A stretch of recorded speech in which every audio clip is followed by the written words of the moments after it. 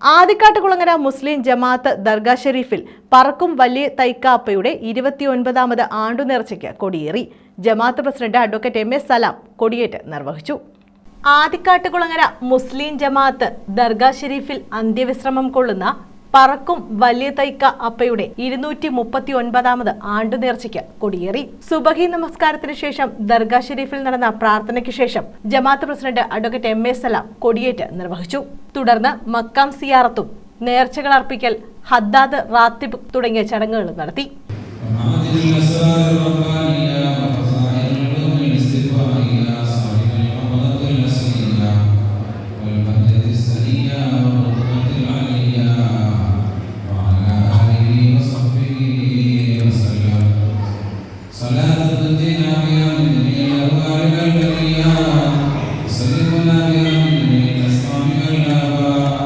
ആണ്ടുനേർച്ചയുടെ ഭാഗമായി മക്കാം സിയാറത്ത്, കുട്ടികൾക്ക് ആദ്യാക്ഷരം കുറിക്കൽ, മതപ്രഭാഷണം, കത്തം ദുവ, ദിക്കർ ഹൽക്ക, കൂട്ടപ്രാർത്ഥന, സ്വലാത്ത് ജാഥ എന്നിവയും നടത്തി.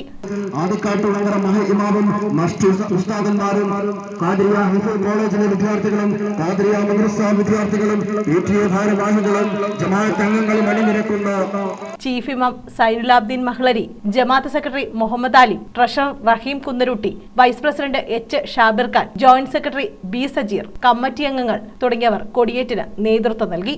ഇന്നും നാളെയും മതപ്രഭാഷണ പരമ്പര ഉണ്ടാകും. അതുപോലെ പ്രസിദ്ധമായ അന്നദാന ചടങ്ങ് ആയിരക്കണക്കിന് ആളുകൾക്ക്, അത് ജാതിഭേദമന്യേ, മതജാതി ഭേദമന്യേ എല്ലാ ആളുകളും, മുസ്ലിമീങ്ങളും ക്രിസ്ത്യാനികളും ഹിന്ദുക്കളും മതമുള്ളവരും ഇല്ലാത്തവരുമെല്ലാം ഇതിൽ പങ്കെടുക്കുകയും ഈ അന്നദാനത്തിൽ അതിൻ്റെ ബറക്കത്ത് കിട്ടുവാൻ എല്ലാവരും സമീപിക്കുകയും ആ അന്നദാനം വാങ്ങിപ്പോവുകയും ചെയ്യുന്നു. News bureau, Charummood.